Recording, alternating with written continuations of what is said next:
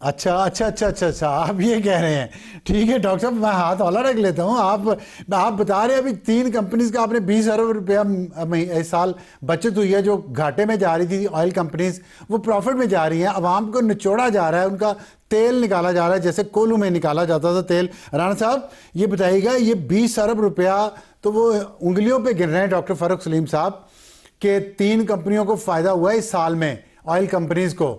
तो ठीक है, अगर 20 की बजाय 10 हो जाता और 10 अवाम को थोड़ा रिलीफ मिल जाता, क्या अवाम का आप पे कोई हक नहीं, आप लोगों पे जो आपको मुंतखब करके ऐवानों में भेजते हैं और आप हुकूमत आपकी बनी हुई है इस वक्त, क्या उस अवाम का आप पे या इस प्रॉफिट पे कोई हक नहीं है? बिस्मिल्लाह रहमान रहीम। बहुत शुक्रिया अफसार साहब। सबसे पहले तो जो ये पेट्रोलियम लेवी इकट्ठा किया जाता है, ये अवाम के लिए ही जो है स्पेंड किया जाता है। जो बजट हुकूमत देती है उसी पे लगता है, और उस बजट के अंदर जितने भी आपके वफाक के मामलात हैं, उसमें डेट सर्विसिंग है, आपकी डिफेंस है, आपकी पेंशन है, करंट एक्सपेंडिचर है, पूरे बजट को हो जाता है। तो ऐसा नहीं है कि ये पेट्रोलियम लेवी जो है ये कोई जेबों में लेके सियासतदान घर आ जाता है। नंबर एक, ये भी मुल्क को चलाने के लिए जरूरी है। और जब हमारी टैक्स टू जीडीपी जो है वो बेहतर हो जाएगी, जिसके लिए हुकूमत बड़ी काविश कर रही है, उसमें 2% इजाफा हुआ है। लेकिन इस टेन्योर के एंड पे 13.5% पे हमने प्रोजेक्ट किया हुआ है कि 2029 तक टैक्स टू जीडीपी की शरह जाएगी। तो डेफिनेटली फिर आप जो है ये पेट्रोलियम लेवीज और इन चीजों को आप कम कर सकते हैं। लेकिन तब तक हमें ये इनडायरेक्ट चले, टैक्सेशन की तरफ इन्हेसार करना होगा। नंबर एक। मैंने देखिए, दूसरी मैं बात ये वैसे कि इस अगर बात पे मैं पेट्रोलियम आपका मैं इम्प्रेस हूँ आपसे कि आपने इतने कॉन्फिडेंस के साथ इनडायरेक्ट टैक्सेस को जस्टिफाई किया है। लेकिन मुझे एक बात बताएं कि ये आपने कहा लेवी इकट्ठी तो कौम के फायदे के लिए की जाती है, वो मैं समझता हूँ आपकी बात ठीक मैंने होगी। आपसे हकायक और इस अफसार साहब। वहाँ पे तो जो आपने खर्च करना है वो तो नज़र आ रहा है। और लेकिन ये 80 रुपये पर लीटर, 80 रुपये पर लीटर आप ले रहे हैं लेवी और टैक्सेस के अलावा अवाम से।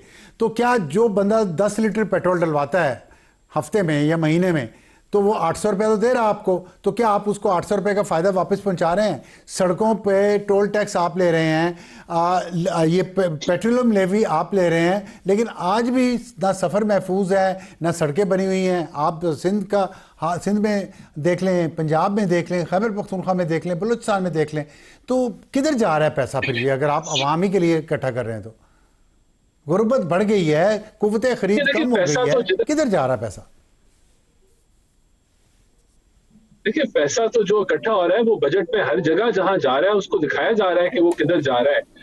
आपके जो एक्यूमुलेटिव जो डेवलपमेंट बजट है वो भी आपके सामने, वो 3.5 ट्रिलियन के करीब, उससे ऊपर है। तो वो डेवलपमेंट पे जा रहा है, वो सारे सूबों, ये सारा इकट्ठा होके ये आखिरकार पैसा जो है ये ट्रिकल डाउन ही होता है। वो कितना, हमारे पास उतनी रिसोर्सेज शायद ना हो जितनी जरूरत है, लेकिन मुरब्बते भी हो रही है। पंजाब में सड़कों का जाल चले बिछाया जा रहा है, चल आपकी मोटरवेज को मेंटेन किया चले जा मैं रहा है, जाल एनएचएस को मेंटेन किया जा रहा है। अब साथ साथ जो जो देखिए मैं एक ऑब्वियसली सवाल पूछना चाहता हूँ ये आपसे, कोई, एक मैंने एक क्विक आपको जिस क्वेश्चन तरह है। पहले बताया आपने कि आपने पूछते हैं।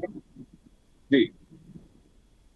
नहीं, देखिए आपने अभी 1700 अरब रुपया सूबों से लेना था। मैं आपसे एक सिंपल सा लेकिन ज़रा मुश्किल सवाल है, जवाब जरूर दीजिएगा कि आपने 1700 अरब रुपया सूबों से लेना था, उसमें से कितना आपने लिया कितना नहीं लिया ये आप हमें बता दें। तो वो इसीलिए लिया था कि वफाक के पास पैसा कम होता है डिविजिबल पूल में से, और जो मुश्तरका खाता है उसमें से उसके पास पैसा नहीं होता ये हमारी खिदमत करने के लिए अवाम की, और अवाम की भलाई के लिए खर्च करने के लिए। तो अब आपने लेवी बढ़ाई है जो सारी वफाक को जाएगी, तो ये एडिशनल रेवेन्यू है उससे जो बजट में आपने हमें दिखाया है कि ये आमदन है ये खर्चा है, तो ये किधर जाएगा एडिशनल? इतना सारा डबल आप ले रहे हैं जो आपके एस्टिमेट से बजट में 40 रुपए से 80 रुपए लेवी होगी पर लीटर, ये एडिशनल आ रहा है डिविजिबल पूल में से। तो ये सारा पैसा किधर जाएगा एक्स्ट्रा? जी देखिए, आपकी डेट सर्विसिंग है, आपकी डिफेंस में एनहांसमेंट हुई है, आपके ग्रांट्स हैं जो कश्मीर और जीबी के हवाले से है, ये पूरे बजट का बैलेंस ही तब हुआ है जब ये चीजें हमने की हैं, तो तभी बैलेंस हुआ है। तो ये सारा बजट के अंदर चीजें शो हो रही हैं कि बजट बैलेंस आपका ये लेवीज इकट्ठी करके और जो आपने प्रोविंशियल जो एनएफसी के तहत जो प्रोविंशियल शेयर है वो निकाल के तभी वफाक का बजट बैलेंस हुआ। और ये जो 1200 अरब हमने सूबों से लिए हैं, ये लेके हमने टैक्सेशन के अंदर जो है वो कमी की है एक्सपोर्टर्स के, सैलरीड क्लास के। तो ये ओवरऑल बजट का हिस्सा है। तो ये कहीं किसी की जेबों में नहीं जा रहा, कोई इसको जो है जराबों में नहीं डाल के छुपा के लेके जा रहा। ये पाकिस्तान का जो बजट पेश किया गया है उसी का हिस्सा है। और उसी के साथ फिर हम प्राइमरी सरप्लस कर रहे हैं। ये वाहिद हुकूमत है जो जो है वो अपनी आमदन और अखराजात को पॉजिटिवली बैलेंस कर रही है। अगर आप डेट पेमेंट्स को निकाल दें तो हम कोशिश कर रहे हैं कि हम ठीक है। अपना फिस्कल डेफिसिट भी कम करें, तो तभी ये मामला आगे बढ़े। देखिए, बात ये है कि अगर उनकी वो प्रॉफिट्स बढ़ गए हैं और उस साल के अंदर सिर्फ कीमतें बढ़ी थी, तो आप इस क्वार्टर का इंतजार कर लें। इस क्वार्टर के अंदर जो है वो कीमतें गिरी हैं पेट्रोल की, और आई एम श्योर कि उसके इम्पैक्ट से जो इनको इन्वेंट्री पे लॉसेज आएंगे उनके प्रॉफिट्स भी कम होंगे।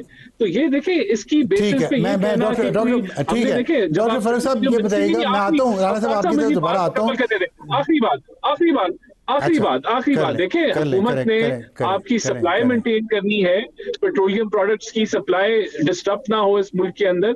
अभी भी आप देख रहे हैं कि वॉलेटिलिटी है प्राइसिंग में, इंश्योरेंस कॉस्ट नॉर्मलाइज नहीं हुई, वॉर का प्रीमियम भी है, ये सारी चीजें चल रही हैं। तो हमने एक पहलू नहीं देखना, हमने सप्लाई चेन को भी मेंटेन करना है, और हमने रिलीफ दिया है आवाम को, मैक्सिमम रिलीफ दिया है जो हम दे सकते थे। नहीं, ये बड़ा अच्छा आपका पॉइंट है, मैं अप्रिशिएट करता हूँ इस बात को। जो बात तारीफ के काबिल है वो करनी चाहिए कि आप लोगों ने सप्लाई लाइन बहुत अच्छी बहाल रखी है। मुल्क में तेल की किल्लत नहीं हुई जिसका बड़ा ख़तरा था, इसमें क्रेडिट आपकी हुकूमत को जाता है। लेकिन लोग सवाल बहरहाल करते हैं कि पेट्रोल कंपनियों को इतनी फ़ायदा हुआ है तो हमें क्या मिला। डॉक्टर फारूक साहब ये बताइएगा, एक तो उन्होंने राणा साहब ने कहा है कि इन्वेंट्री अभी जो आएगी इस क्वार्टर की, उस पर आप देखिएगा प्रॉफिट शायद कम हो। आप बताएं कि वाकई कम होंगे और ये बात ठीक है। दूसरी बात ये बताएं कि अगर ये इनडायरेक्ट जो वेलफेयर पे हमारे पैसा लगा रही है हुकूमत ये कह रही है क्या हम आपकी फलाह पे खर्च करते हैं ना लेवी इकट्ठी करके, तो क्या ये बेहतर ना होता कि लेवी कम रखते, लोगों को डायरेक्ट फ़ायदा होता बजाय इनडायरेक्ट ब्यूरोक्रेसी के ज़रिए मंसूबे बनाने पे, जो कि ज़ाहिर है करप्शन की नज़र भी बहुत सारे है, उसमें से पैसा हो जाता है लीकेज से। आप क्या कहते हैं, क्या बेहतर तरीका है, लेवी ज़्यादा लेके दोबारा लोगों को देना या शुरू में ही उनको रिलीफ देना खरीद के लेवल पे? देखिए, पहली बात तो यह है कि 2022 से ज्यादा देर नहीं हुई, कुछ 3 या 4 साल पहले 10 रुपए फी लीटर का लेवी था। तो क्या उस वक्त कोई दूध और शहद की नहरें नहीं बह रही थी जो अब 80 रुपए पे हमें नजर आने लगेंगी? जो वेलफेयर की बात की जा रही है, अगर वो लेवी सब कुछ मुनसर है। 1.7 अरब की लेवी हुकूमत ने खुद से जो है वो मुख्तस की है बजट के अंदर।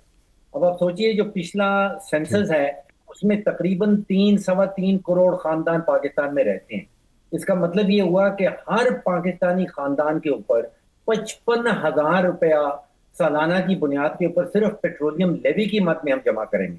अगर पेट्रोलियम लेवी कोई तो आप सोचिए कि पेट्रोलियम लेवी 1,000 रुपया फी लीटर कर दिया जाए। ये आज मैं किसी ने तजवीज दी थी, मैं पढ़ रहा था कहीं कि वो कह रहे हैं कि आप ऐसे करें कि 1,000 रुपया फी लीटर पेट्रोलियम लेवी कर दें और बाकी सारे टैक्सेस जो है वो खत्म कर दें। तो अगर इतने ये कोई सोने की चिड़िया है, इससे बड़े काम हो सकते हैं, तो फिर यही तजवीज मान लें कि बाकी सब टैक्सेस खत्म कर दें, जो है वो पेट्रोलियम लेवी के ऊपर डाल दिया जाए। ठीक। डॉक्टर साहब, एक तो ये बात होगी, दूसरा जो इन्वेंट्री की उन्होंने बात की है, तो क्या वाकई कि पिछले साल कीमतें बढ़ती रही हैं इसलिए इतने प्रॉफिट्स हुए हैं, तो या ये है कि हुकूमत ने रिलीफ बिल्कुल आवाम तक पहुंचने नहीं दिया इसलिए प्रॉफिट इतने ज़्यादा हुए हैं तेल कंपनियों को?